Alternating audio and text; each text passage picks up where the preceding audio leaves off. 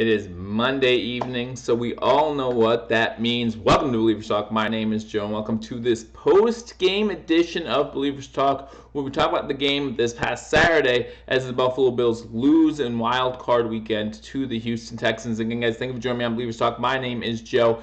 If you are new to the channel, go ahead, hit that subscribe button if you haven't already. And guys, remember, hit that thumbs up button, like this video. Let me know that you think I'm doing at least a decent job, and we can talk about the Buffalo Bills. And unfortunately, it's not going to be a good conversation. As you saw by the thumbnail, guys, obviously a lot of blame to go around in this game for the Buffalo Bills. Buffalo losing to the Houston Texans 22-19. Of course, not the way we want to end the season, but we will talk a lot about this season and some of the good and bad from this season as well. Still have a lot to do here on Believers Talk as we get ready for the off season. We're going to talk about our free agents, right? I'm going to bring you a video talking about each one of our unrestricted free agents. Talk about which ones we should keep going into next season, which ones I think are okay to say see you later to. The Omeester comes in. I've been refusing to watch the people talking about us.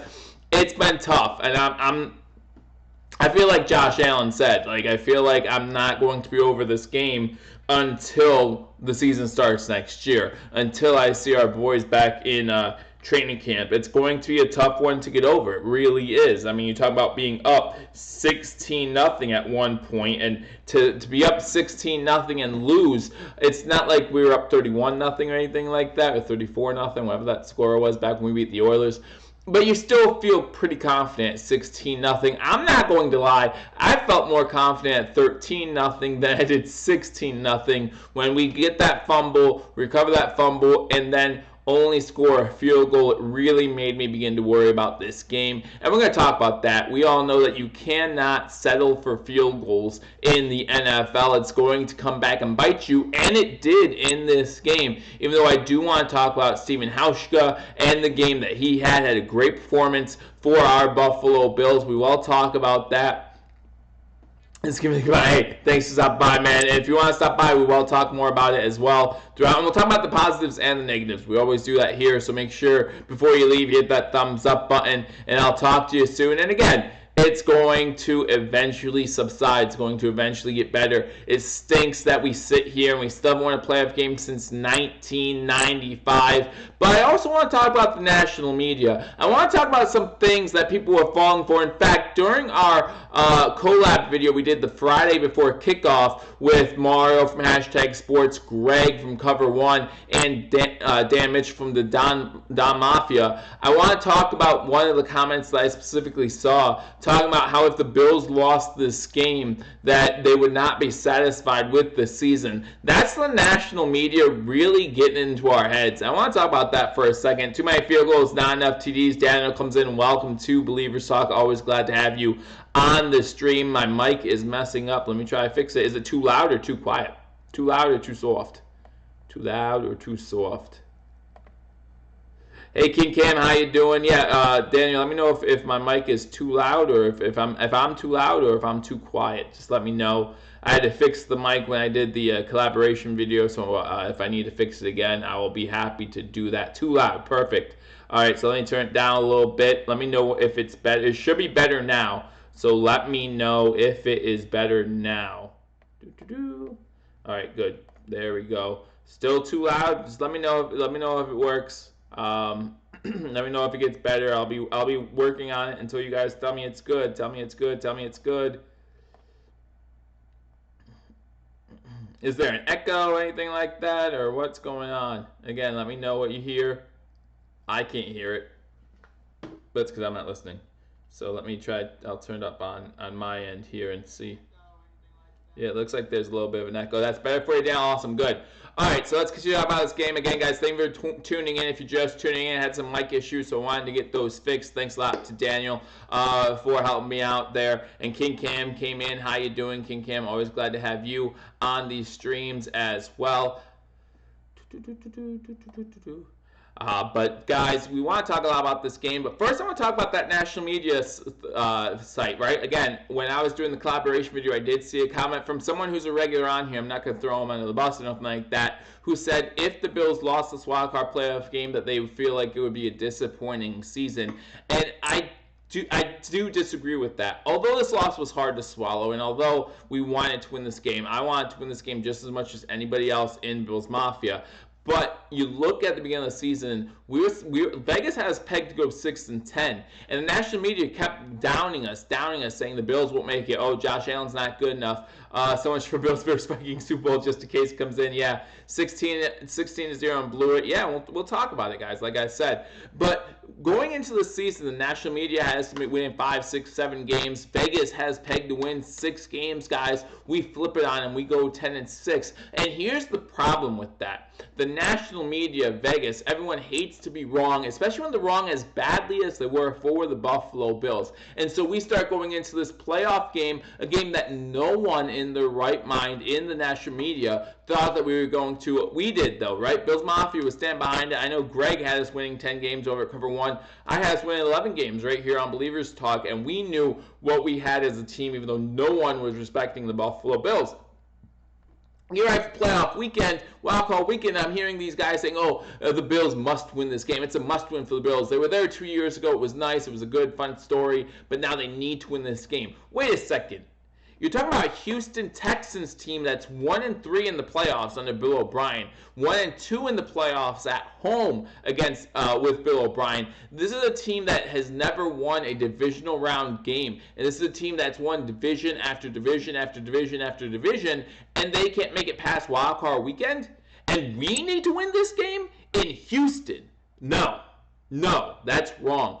We had a successful season, no matter how the national media wants to swing it, wants to try push it on us, wants to try push the narrative. Welcome, Ken Osborne.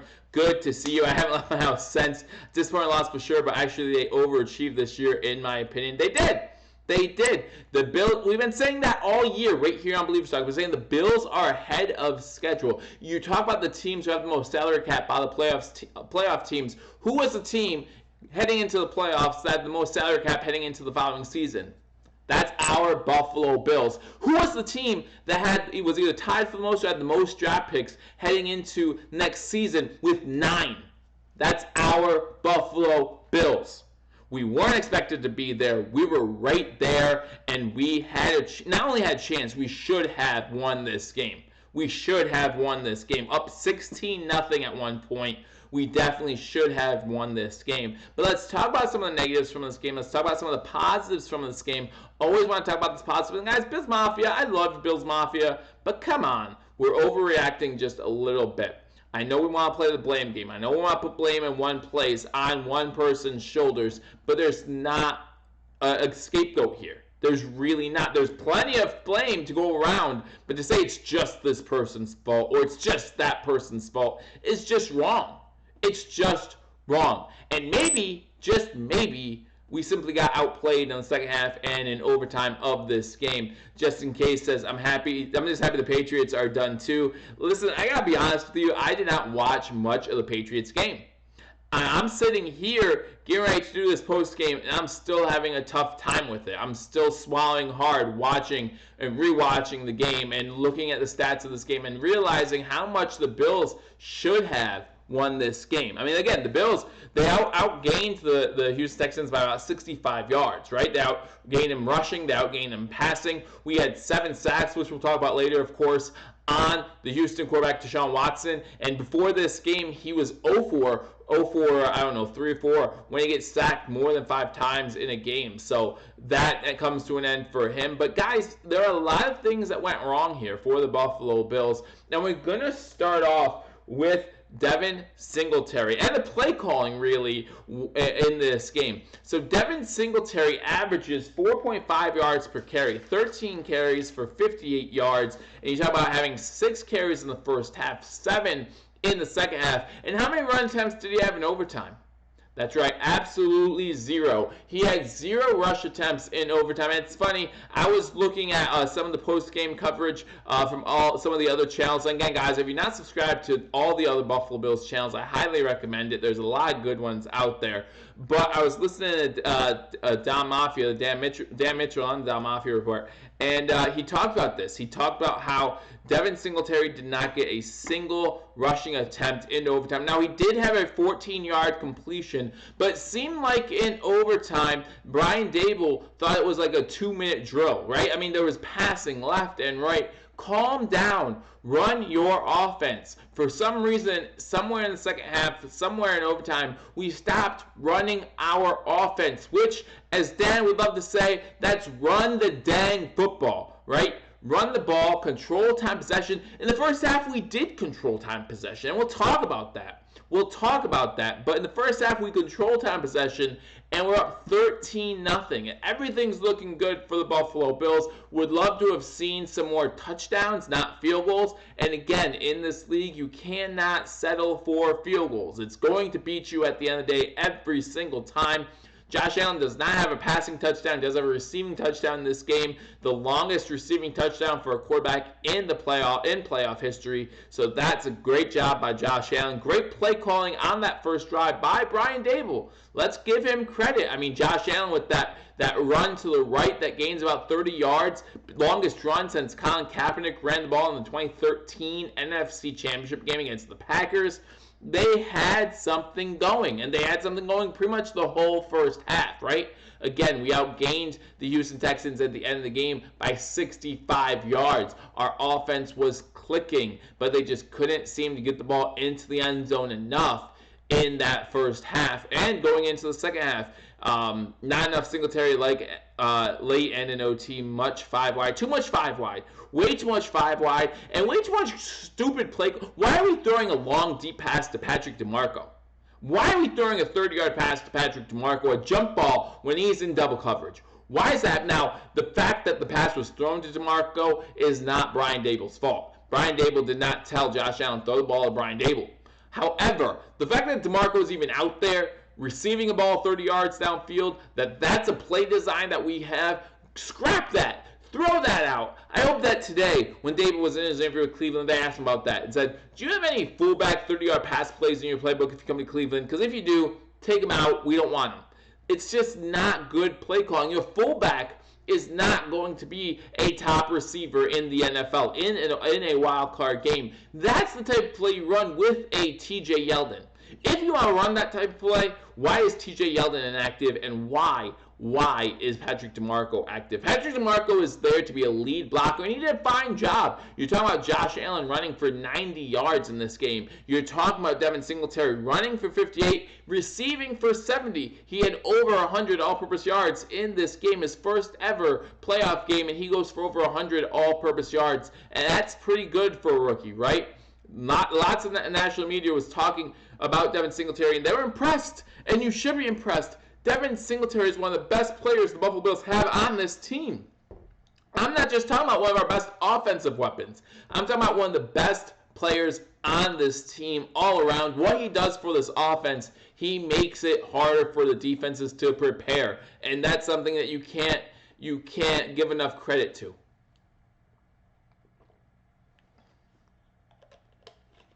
Why is DeMarco running deep? I don't know. B. Henley comes in here. Welcome to Believers Talk. Again, guys, hit that thumbs up button if you haven't already. This is my Monday, my Monday night post game of the game between the Houston Texans and the Buffalo Bills. Go live every Monday night during the Buffalo Bills season to give you my post game. So obviously, this is probably going to be my last post game for a little bit. But when the Bills come back next season, you better believe I will be right here giving you the post game. Make sure you hit that like button, hit that subscribe button if you haven't already. And guys, hit that notification bell. The Bills season may be over, but guys, we have you covered on all Buffalo sports. That includes the Sabres as their season clicks on. I have some special things planned for you guys this off season, so I hope you guys enjoy them. I hope you guys join me. So go ahead, hit that subscribe button, hit that notification bell, and again, hit that thumbs up button. Didn't use Beasley enough. Guys, I'm not going to say that because when you talk about play calling again, and maybe we didn't use Beasley enough, but we definitely threw the ball way too much. There is no reason for Josh Allen, unless we're down by 30 points, there's no reason for Josh Allen to ever throw the ball more than 40 times. More than 40 times, and that would have been the case if it did not go into overtime. I think going into overtime, he had 38 pass attempts. That should never be the case. Again, I know Brian Daboll went into overtime thinking that we only had 2 minutes to score. Houston gets the ball first. Defense does their job, stops Houston Texans, and then we come out and what do we do? Throw the ball, throw the ball, throw the ball, throw the ball, throw the ball. Why? Why are we doing that when the run game was so effective in that first half? Again, why do we go away from that? I don't know. But again, there is no reason for Josh Allen to have over 40 pass attempts. Daniel comes in and tells 46 pass attempts. 46 pass attempts for a team that is used to running the ball. We win when we run the ball. We win when we control time possession, and you throw the ball 46 times. And by the way, it's not like Josh Allen was lighting it up. 266 passing yards, I believe it was, about 53% completion percentage on the day. Not nearly good enough to get the job done. So why are you making him do more than he needs to do, or maybe at this point in his career more than he can do? There's no need for that in a game that finished 22-19.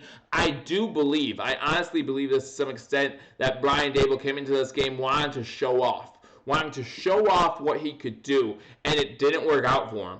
It really didn't work out for him. He wanted to show off what he could do for the Cleveland Browns, give him a leg up heading into that playoff game. Could you imagine if that 13-0 lead continued in the second half and we win this game 23-3 or something of that nature, and the offense puts up some more points? I think the Brian Daboll discussion is going a little bit differently in Cleveland right now, if that were the case. By the way, I don't know how the interview went, so someone let me know if you know anything about that interview. I haven't heard anything about that. But yeah, 46 pass attempts, just too much. My next negative on the list right now is penalties, guys. Now, I know a lot of you are going to disagree with some of the penalties, especially that 15-yard penalty in overtime that took us out field goal range, right? And it was a very close call. Let's say close. Kyle comes in. Good season, Joe. Most disappointing thing is not using Duke consistently all year. Changes my thoughts on the draft a lot. That said, pass rusher or wideout this draft, question mark. I'm not going to lie. I have never been a huge Duke Williams supporter. I haven't. If you follow the history of this channel, I really haven't. Not to say I'm not a fan of Duke Williams. And I'm still on the fence in this game on how he did. He made some great catches. Some catches I was really like, yes, that third down catch where he dove to get that first down. We don't have a wide receiver on this team that can do that other than him.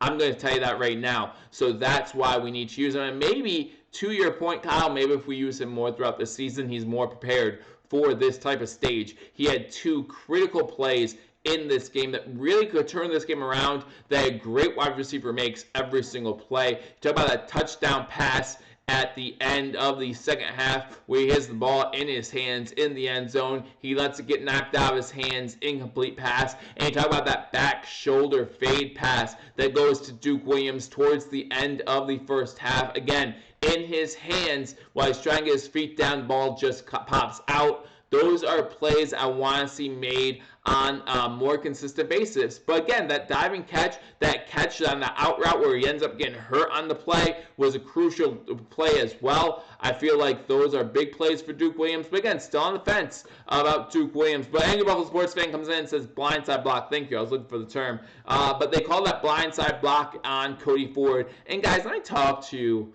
about how disappointed I am in some, and I know none of you in the chat room are the person who did this kind of stuff, but Cody Ford received death threats after the game. Really? I can't even begin to discuss how disgusted I am when I hear something like that. Guys, I love the Buffalo Bills. If you guys watch me on game day when I'm doing my live play, you know about my passion for this team. If you watch me throughout the week, you know about my passion for this team. And the fact that I create a YouTube channel so that I can give as much coverage, much breaking news to you guys as possible, should show you my passion for this team. But guys, it's football. This is a game that I wish I knew how to play so I could make millions of dollars, but this is not something worth death threats. And most of BillsMafia understands that was a cheap call, to say the least. And what really upsets me about that, not necessarily that they called it, I hope they catch the guy. Yeah. I mean, Cody Ford tweeted about it. And guys, my Twitter is in the link below, so follow me on Twitter if you haven't already. But anyway, it it was a very cheap call, to say the least, right? It was a call that could have been not called, and I don't think anyone would have made a fuss about it.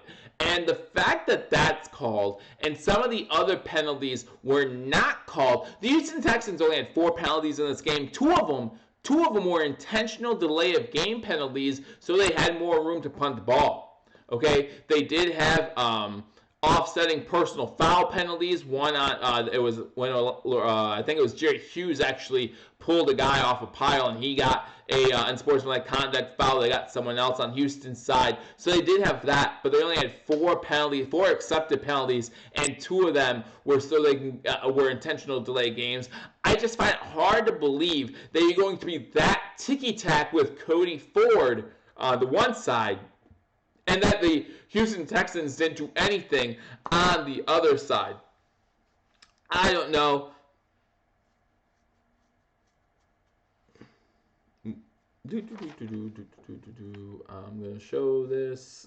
Message is being held for review for no reason for Kyle. Again, and to Kyle's point, listen, they want to win because they win, they do well, they get paid more. So obviously they have incentive to do well. Why are we trying to say that we would do better or that he should do better? He was up against J.J. Watt, by the way, who had a monstrous second half. And let me tell you something about J.J. Watt. He's been doing it for quite a long time against some of the best offensive linemen in the game. So the fact that Cody Ford had a hard time against J.J. Watt, hey, guess what? That's not the first time an offensive lineman has had problems with J.J. Watt. And he only had problems within the second half. In that first half, J.J. Watt wasn't anything. He didn't do anything in the first half on the few plays he was in. And now I'm actually beginning to wonder, I began to wonder this yesterday, was that the Texans designed the whole time? Make the Buffalo Bills think that he would only be in on certain downs, because he played a lot of that second half, guys. After he got that sack on Josh Allen, we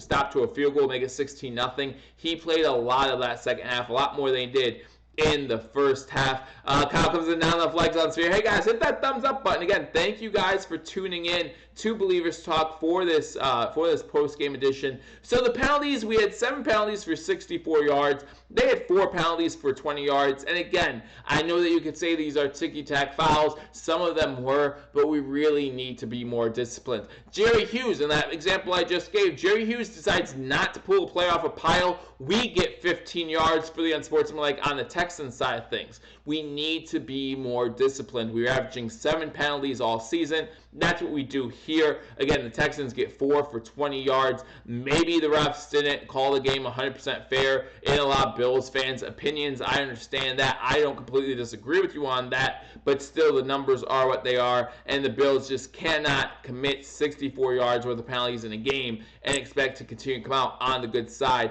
Buds comes in and says we need to get the best available O-lineman when it's our turn to pick. Have a late pick, guys. We're at 22 now, 21 I believe it is.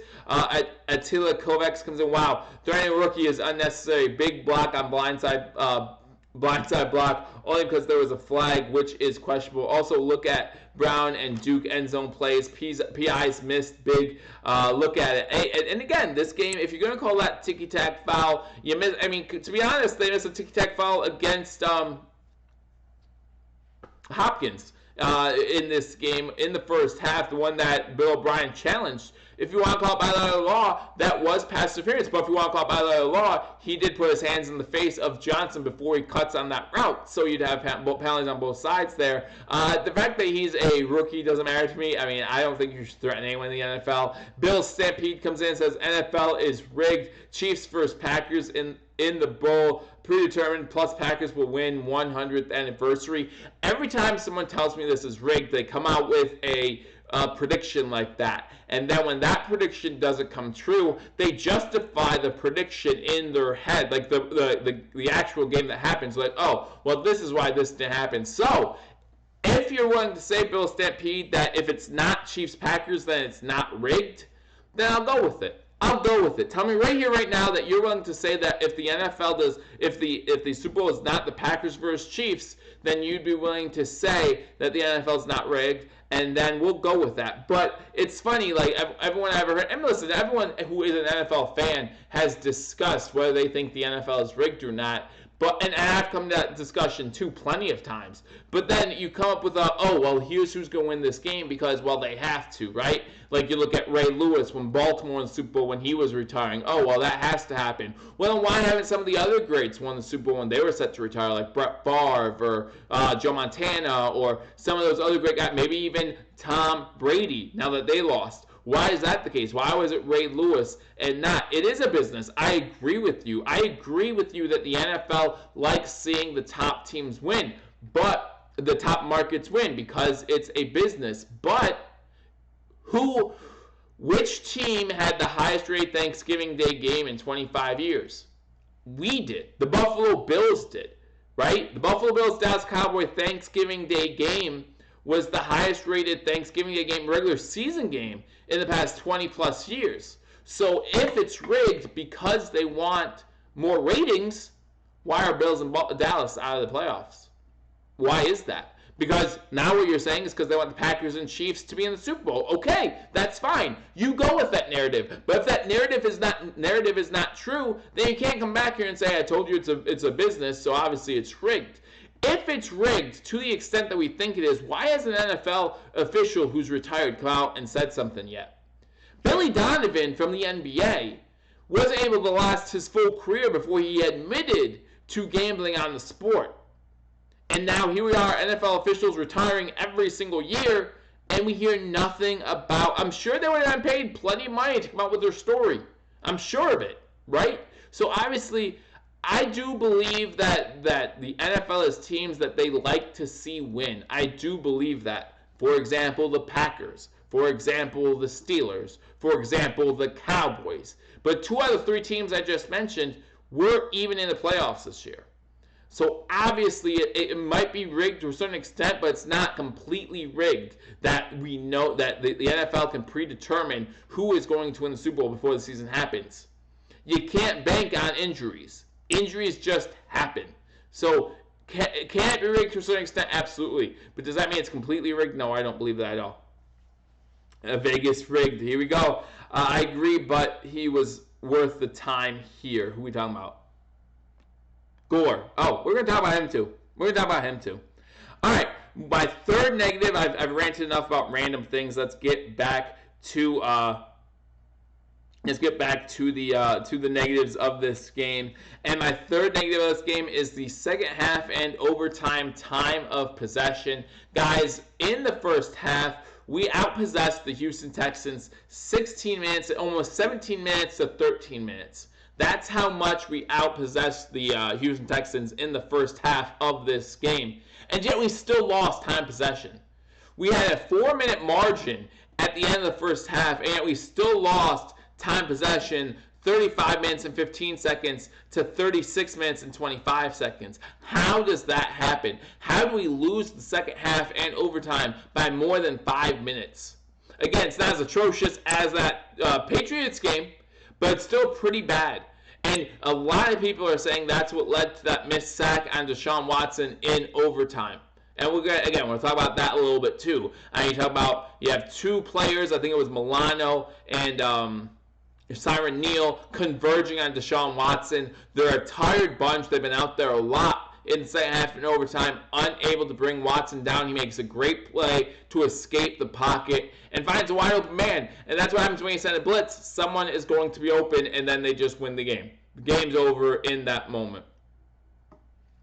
But we need to, and it goes a lot with what happened with Devin Singletary in overtime, right? We didn't run the ball with him.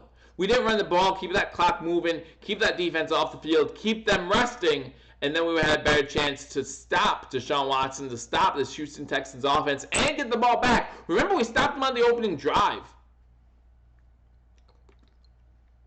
But also remember, on that second drive, we had a sack. We had them stopped to a 3rd and 18, I believe it was, and we were unable to get the job done.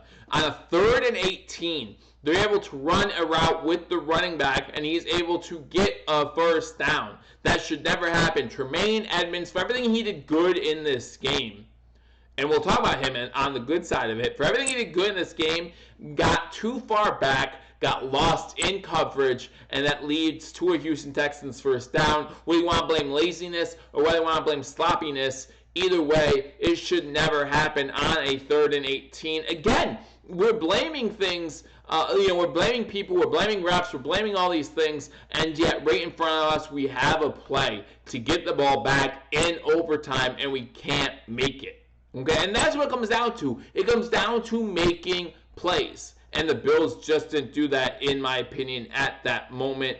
Teams can beat the refs sometimes, but it's hard, says Bill Stampede. It's not about beating the refs. It's about playing your style of offense, or your game. Again, we held them. We had a 3rd and 18. The refs didn't blow any calls on that 3rd and 18. The refs didn't miss anything. The Bills missed stuff, okay? The Bills missed things. And it's just hard to come back. When you give up a 3rd and 18, imagine how demoralizing that is. Imagine that you have Siren Neal coming in, getting a sack on 1st or 2nd down, putting them behind the chains, putting them behind the sticks, and you're thinking, man, okay, defense is going to get off the field, offense is going to get another shot at this. And then you allow in 3rd and 18? It's not as bad as 3rd and 26, but it's not good.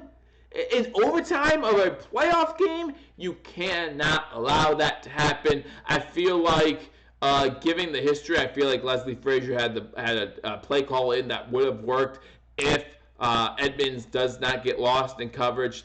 Refs missed a delay game on 3rd and 18 play. Delay games are tough. So I know we want to blame the refs for everything, but it's not all the refs' fault. But we will talk about that touchback situation. So give me 1 minute there.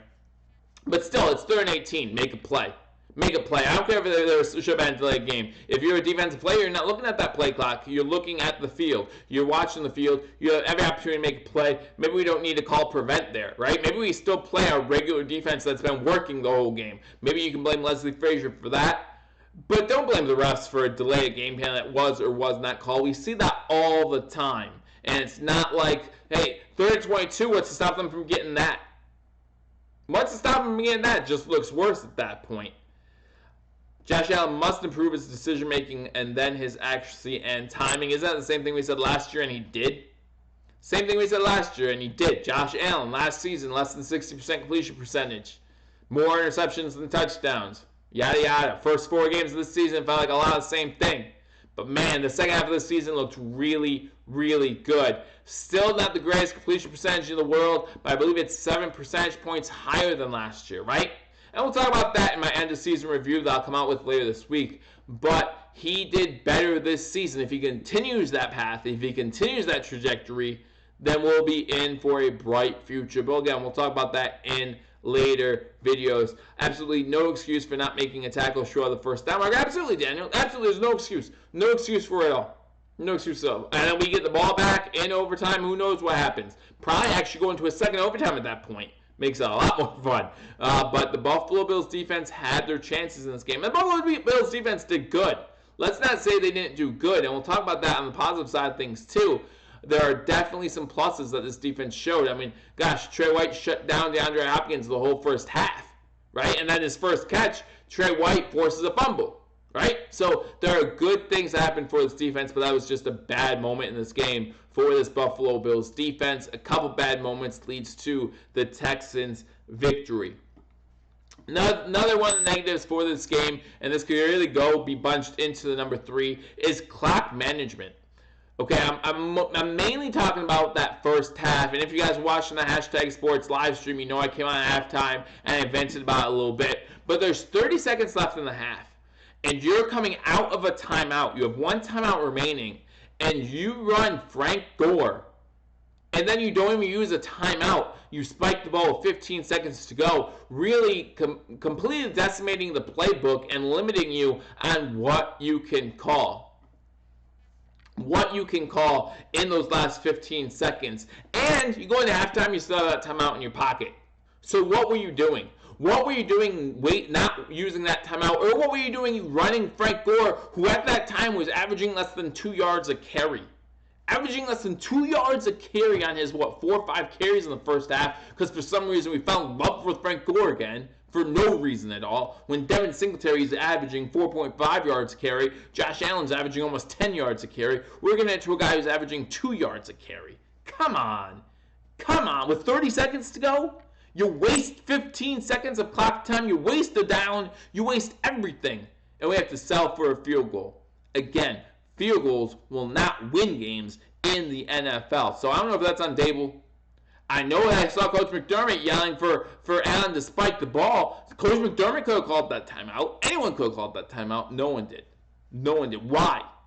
Why are you not? Listen, use that timeout there. If you complete ball over the middle of the field, then worry about clocking the ball and see how much time's left. But you took away so much opportunity, wasting those 15 seconds for a 1 yard Frank Gore run.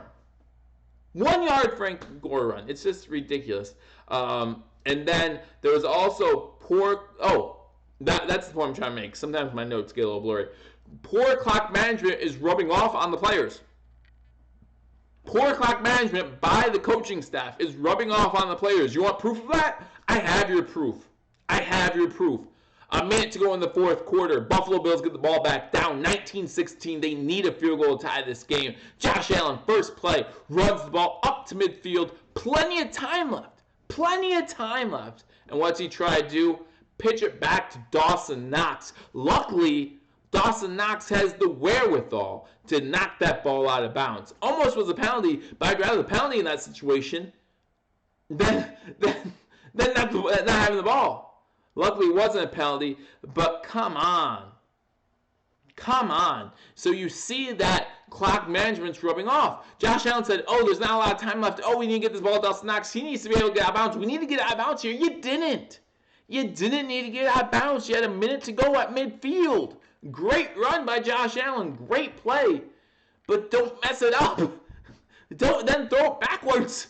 And again, great heads-up thinking by Dawson Knox to give us a chance to tie this game. And we ended up tying this game. But man, that was closer than it needed to be. There was no reason for Josh Allen to do that. So you can see these bad decisions on clock management. And we know Josh Allen's finicky already, right? We know Josh Allen sometimes makes poor decisions with the ball. And now we have a coaching staff that's saying, hey, we need to be able to stop the clock and do this. And, not take timeouts unless we have to. Or take timeouts when we don't have to. There's so many bad clock management. This is not the first time this season that clock management's been on our negatives, right? This isn't. It feels like we're repeating ourselves. It feels like we're just running this thing out of loop right now. Get smarter, guys. Get smarter. Whether that's Dable, whether that's Frazier, whether that's McDermott, whether that's all of you. I don't care. Get smarter. Someone has to get smarter.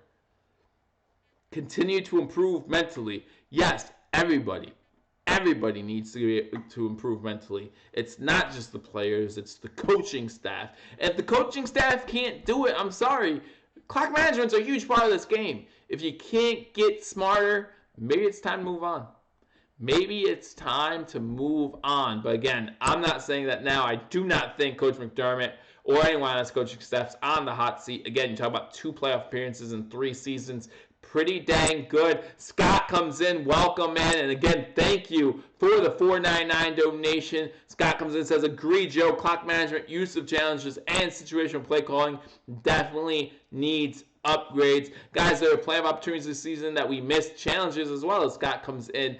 Scott, again, thank you, guys. If you ever want to help out this channel, guys, hit that super chat button. Really helps me out on this channel. I did just learn, however, some things about super chat that I'm not too happy with, but at the same time, still the proceeds that I get, that I will be giving right back into this channel to give you guys the best Buffalo Bills content that I can. And Scott, thank you for joining me on this stream. Glad you can join me. Again, guys, if you haven't already, hit that thumbs up button. Like this video. Leave a comment. Let me know what you guys think. Again, the Bills lose this one. We're just talking about the negatives at this point. I do want to get to the positives in a second. And I do want to leave with this point, though, as far as the negatives go. The Buffalo Bills have not beaten the Houston Texans in Houston since 2006. So hopefully that's a trend that stops soon. We saw us beat the Steelers for the first time in forever in Pittsburgh this season. Need to be able to get over those humps. Those humps, and that's something I really do expect to see next season. All right, so we spent a lot of time talking about the negatives of this game. Now, I definitely want to make sure we spend time talking about the positives from this game and from the Buffalo Bills this season. Again, guys, make sure you're hitting that thumbs up button if you haven't already. And again, thank you for joining me. Moving on would be stupid in my opinion. Don't need to cut ties. Just need Josh McD and coaches. So, oh no, we're not going to cut ties now. Again, like I said, 2 out of 3 years making the playoffs. I think next year there will be pressure if the Bills make the wild card round. If the Bills win the division, get bye week next year, and they play in the divisional round, I don't think there's any pressure on the coaching staff. I think we show improvement at that point. Even if Coach McDermott goes 0-3 in the playoffs, losing in the divisional round, I feel like the improvement shown by winning the division gives him some comfortability as far as staying the head coach. If we win the division and make a wild card appearance, we need to win. We need to win. Now that Coach McDermott's 0-2 in the playoffs, those are some expectations that I mean, obviously, injuries are factored into there as well, but that I would have on the Buffalo Bills heading into next season. And again, we'll talk more about that later this week. During this offseason, again, guys, if you're not subscribed, hit that subscribe button. This offseason is going to be a lot of fun. We're talking about my coverage of the Buffalo Sabres or other Buffalo sports teams. My coverage of the Buffalo Bills, guys, I have some special things planned to try to get this offseason to go by quicker than it normally does. Again, these 7 months without Buffalo Bills football, always torturous, but we have the draft, we have free agency, we'll talk about our unrestricted free agents coming up, we'll do all that, so make sure you're tuning in right here on Believers Talk for continual Buffalo Bills and Buffalo sports coverage. So let's talk about the positives of this game. We spent a lot of time talking about the negatives, and to be honest, guys, I feel like it's been 2 days of negatives of this game between the Buffalo Bills and the Houston Texans. There are some positives to take away from this game. And the first positive that I want to talk about, how about that Buffalo Bills defensive line? 7 sacks on a very mobile, very game Deshaun Watson. Now I know we're sitting here all wishing that would have been 8 sacks, right? All of us. Wishing that we would have had one more sack, which would have given us one more chance with the ball. Couldn't get that done, but you're talking about 7 sacks. And let's talk about a guy that we've rarely talked about in a positive light this whole season, and that's Jerry Hughes. We said going into this game, if you watched my collab video with hashtag sports and BillsMafia and Cover One, we said that matchup between Jerry Hughes and Jeremy Tunsil was going to be huge, going to make a huge difference in this game. And I would say with 3 sacks, Jerry Hughes won that matchup. Jerry Hughes is not the kind of guy that has been on the positive side of things this season for the Buffalo Bills, but he definitely ended it on the best note that he could. With 3 sacks on Deshaun Watson, forced Deshaun Watson to scramble a lot, forced him out of the pocket, forced him to make quick decisions. That defensive line really stood up. Now, I know that Deshaun Watson ended with 55 rushing yards and a touchdown. Still makes me mad about that touchdown, too. He bowled over like 3 guys just to get into the end zone. And we can't stop 2-point conversions, which was another annoyance. But we got done talking about the negatives, so I'm going to try to stop talking about the negatives here. Jerry Hughes with 3 sacks, this defensive line with 7 sacks. I saw great things out of Trent Murphy in this game. I feel like they did a great job. If Ian Gonzalez comes in and said we need more pass rushers badly, we did in this game. We didn't in this game. I feel like we did a pretty good job this game getting to the quarterback. But overall, I would agree with you. Another defensive end next season would be a huge help. But also remember, Ed Oliver, another season under his belt, man, he's going to be a monster. He's proven it this season that he is going to be worth that first-round draft pick that we spent on him as the seasons grow, as he grows, as he continues to learn the system and how the NFL works, and he continues to use that weight room. Ed Oliver is going to be a beast in the NFL. Just hope that it's with the Buffalo Bills. Scott Blakely says based on he was injured, but young Sweeney and Knox on the way up. Talking about Tyler Kroft, of course, who didn't show up much in this game either. I think Scott said that he thinks Tyler Kroft will be gone. And we'll talk about we'll talk about all the unrestricted free agents. Tyler Kroft's contract, one that we can get out of, so I wouldn't be too upset there. My second positive that we take away from this game, something that I said we needed to do in order to win, was third down efficiency. Guys, I wanted third down efficiency to be somewhere between 40 and 45%. The Buffalo Bills with 52.38%. on third downs, going 11 for 21 in this game. I thought he did a great job in this, or the Bills offense did a great job in this one, controlling the time of possession in that first half. Again, I think it was abysmal what we did in the second half in overtime, but for the most part, controlling the ball in the first half. And that's when we converted a lot of these third downs. But to finish 11 for 21, if you had told me going into this game that the Bills would be 11 for 21 on third downs, I would have told you that this is a game that the Buffalo Bills were going to win. Unfortunately, it did not turn out that way, but I think that going 11 for 21 is a step in the right direction. My third positive for this game, you have to talk about the young linebackers for the Buffalo Bills. And again, I know Edmonds messed up on that 3rd and 18, but Edmonds and I know that Milano messed up on that play where we thought we could have got a sack, but Edmonds and Milano played out in this game. They had a really good game in this one. Both of them getting 12 tackles in this game, so they really did well. I thought they were both all over the field. Edmonds even got a sack, even got 2 QB hits, and he got a fumble recovery in this game. So Edmonds was all over the place, and Milano causing pressure. And yes, again, I know he missed that sack, that crucial sack in overtime, but he got more pressure on Deshaun Watson, 12 tackles himself, really did a good job solidifying that linebacking core. And again, that's something that we have to look forward to in the near future here. I think that Milano is coming up on contract year, so we might have to re-sign him, but we know what we have in Tremaine Edmonds. We have a great middle linebacker who's continuing to improve. Just like Josh Allen at the quarterback position, we see Tremaine Edmonds continue to improve. Hopefully that continues as the seasons move on. Great linebackers in place for next year. Scott Blake comes in and says, absolutely. Some other things Scott has said, some other chats going on. Again, guys, if you have a comment, go ahead and leave it in the chat. I'll go ahead and answer it when they come. Must have gone to Trey hockey school, not sure. Sweeney's dad, he must have gone to Trey. Actually, you guys are having fun. You guys crack me up.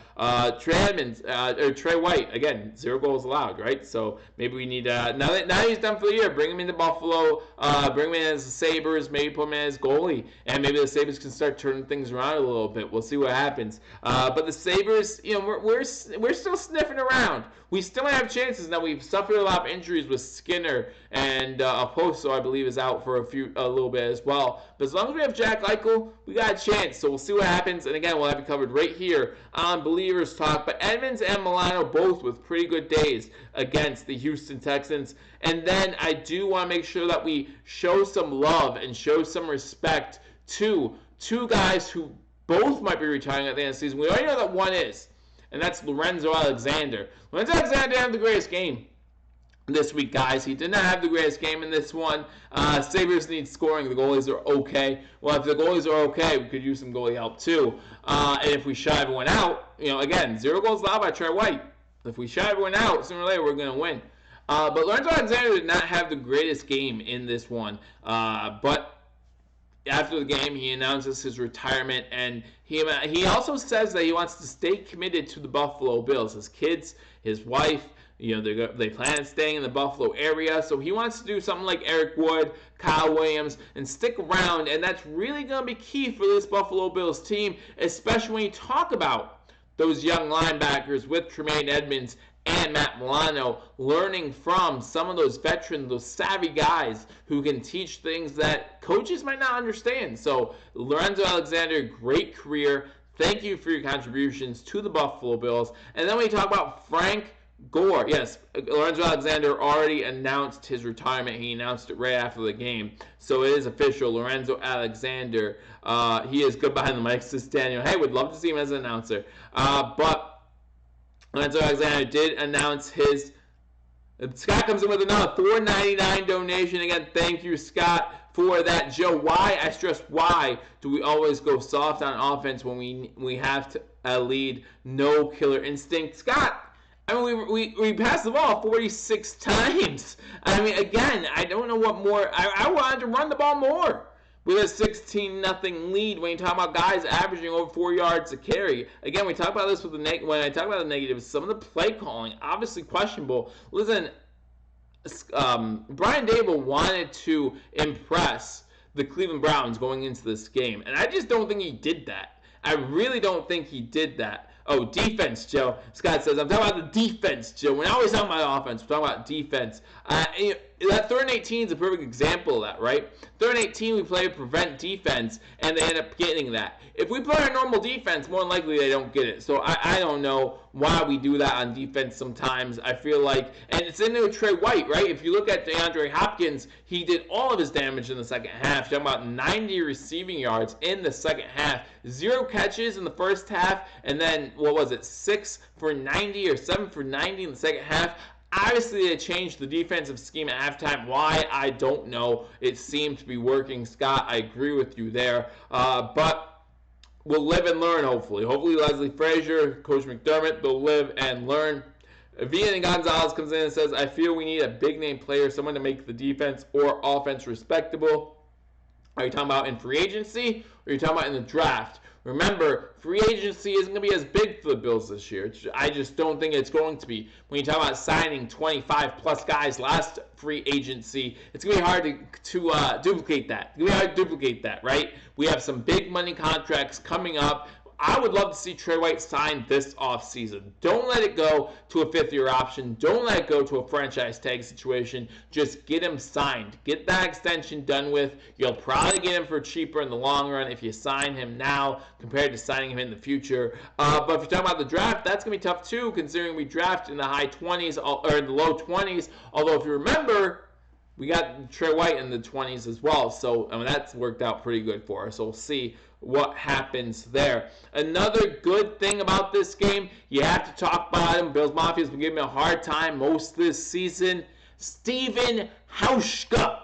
And I'm not quite sure I want to give him that Hausch money tag back yet. But Stephen Hauschka, 4 for 4. Listen, I know that we can't win games by field goals, but it's nice to know that when we have to settle for field goals, our guy was on money, including the game-tying field goal with 0 time or close to 0 time left on the clock. So great job by Stephen Hauschka, making sure that he kept the Buffalo Bills in this game, making sure that we ended with scoring possessions, right? That they weren't completely empty possessions. Going 4 for 4 in this game. 12 of the 19 points were Stephen Hauschka's. Let's not kid ourselves. 12 of the 19 points were Stephen Hauschka's. And so we have to give him credit. Was perfect in the Jets game the week before. Was perfect in the Steelers game the week before that. So I feel like towards the end of the season, Stephen Hauschka was coming on strong, kicking good field goals when they mattered most. So I know he didn't do as well this season as we would have liked, but we might be seeing Stephen Hauschka again next season. And for everyone saying that, they would have liked to see us or bring in another kicker, right? Try to get another kicker.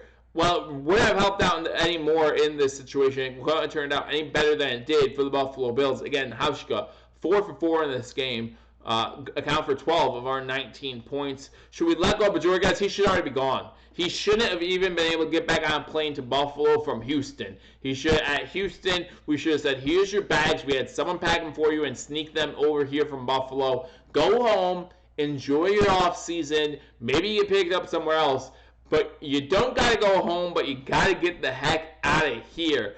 I don't want to see Corey Bajorgas back next season, and I'm sure a lot of Bills fans agree with me on that point. Great kicking, absolutely, says Attila, but remember, it's in a dome. Hey, we've seen kickers missing domes. In fact, in the Minnesota Vikings Saints game, we had the Saints Lutz missed a field goal in a dome. Kickers missing domes. It happens. In fact, the Dallas game, the Dallas Cowboys kicker missed 2 in the dome, the extra point and the field goal. Stephen Hauschka missed 1 too, I believe. So we've seen kickers missing domes. So I know it's in a dome. I understand that. But he still got the job done.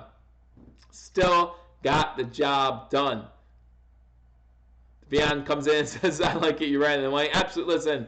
And going into the season, again, if you're a fan of the channel, just subscribe. If you watch me all season, I was a big fan of Corey Bajorgas going into the season. Coming into the season, I was like a left-footed punter, and I even went over the difference between a left and right-footed punter. It's a minor difference to a lot of people, but it's really not. It's a huge difference in the long run if you get a good left foot. Why do you think Bill Belichick has only had left-footed punters most of his career? Most of his coaching career, if you look at the Patriots, they've only had left-footed punters. There's a reason for that. And I even went over that. So I was a huge Corey Jorges fan. But after the season's been over, man, it's not hard to say goodbye. Goodbye. Good luck. Bring in somebody else, please. Draft a punter in the 6th round. I don't care. Whatever it takes to get a good punter in this game, guys. Again, 18 people watching. Make sure you're hitting that thumbs up button. Make sure you're liking this video, letting other people know that we are here talking Buffalo Bills post-game. Going to read some more of the comments here, and then we're going to get off. Been on here for close to an hour. I appreciate all you guys hanging with me for this game. Again, it's still depressing. It's still depressing to think about. It's still depressing to talk about. On Saturday, I was, if you're following on hashtag sports, I wrote at one point, I said, you want to see a grown man cry? Come see me. Because I was tearing up pretty much the whole second half. After Houston started coming back in overtime. After the game, I was trying to hold back my emotions because I wasn't alone. So I didn't want to embarrass myself too badly. But, man, I was trying to hold back my emotions because it was a very emotional time for many Bills fans. And unfortunately, it just didn't turn out the way we wanted it to. It could have turned out a lot better. We had the opportunities. We had plenty of opportunities. No matter who you want to blame, no matter who in that thumbnail of those 6 you want to blame, whether it's McDermott, whether it's Allen, whether it's Dable, whether it's the refs, whether it's Ford, no matter who you want to blame, and each one can take a small bit of that blame. At the end of the day, we still had a chance. We still had a chance to win this game. We still had plenty of chances. We needed to do better, right? And again, one of the things I have on here, I was on the fence about Duke Williams. Obviously, Duke Williams played better than Foster would have, right? Foster did not contribute to this offense at all this season.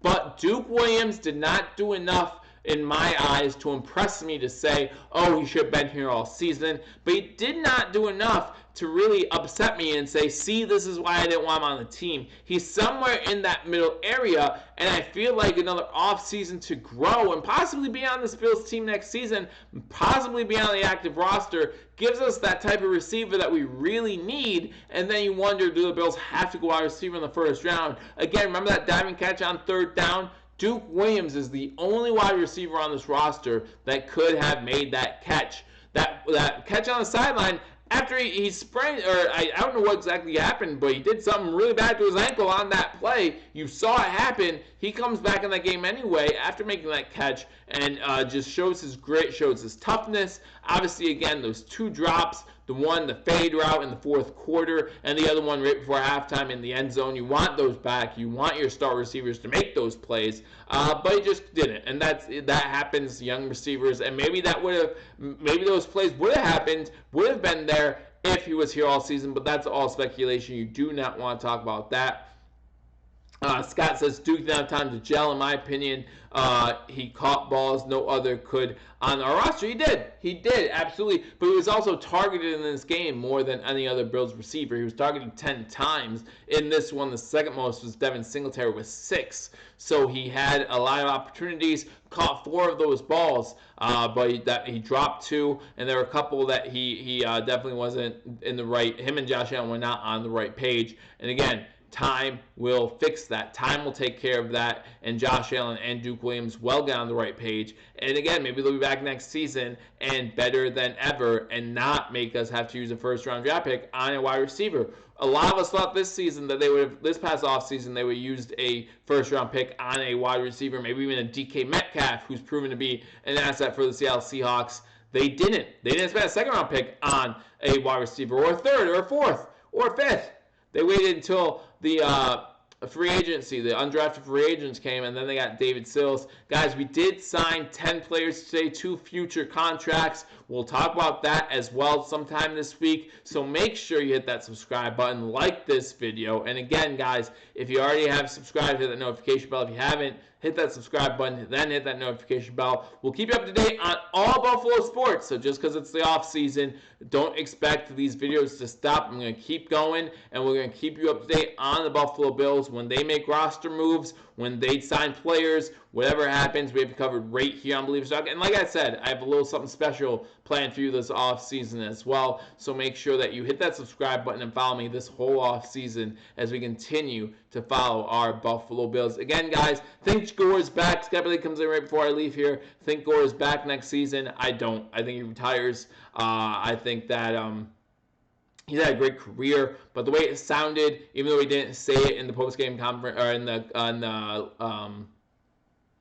interview today, it just sounded like he wasn't so sure. And when you sound like you're not sure, that's a good sign that you might be sure you need to retire. So I would love to see Frank Gore back as far as a mentor role. I think he did great for the Buffalo Bills for Devin Singletary in that role, but I'm just not sure I see it next season. So we'll see what happens, though. I look forward to watching it with every single one of you. As Scott says, make sure you hit that like button before you leave here. If you're watching this on replay, hit that like button. I appreciate all you guys for tuning in. I appreciate all you guys for a wonderful Buffalo Bills season. And guys, remember, it's not over. It's just getting started. Join the conversation right here on Believers Talk. Thank you guys for joining me. I look forward to talking to y'all soon. Until I do, go Bills.